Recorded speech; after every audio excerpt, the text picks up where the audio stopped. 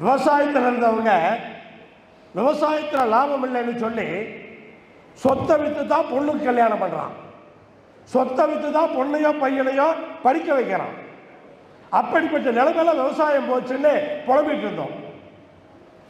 இன்னைக்கு ஜவுளி தொழிலை நம்பி இருக்கிறவங்க அத்தனை பேரும் தறிய வித்தாதான் இடைக்கு போகுது, அதுல எந்த பிரயோஜனம் இல்லை.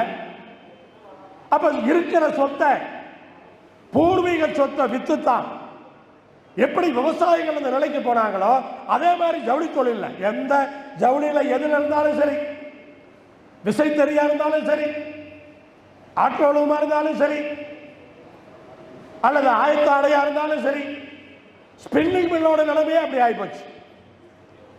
அப்படிப்பட்ட ஒரு சூழல் இன்றைக்கு இந்த தறி தொழிலுக்கு, ஜவுளி தொழிலுக்கு. இப்ப இதையெல்லாம் காப்பாற்ற வேண்டாமா?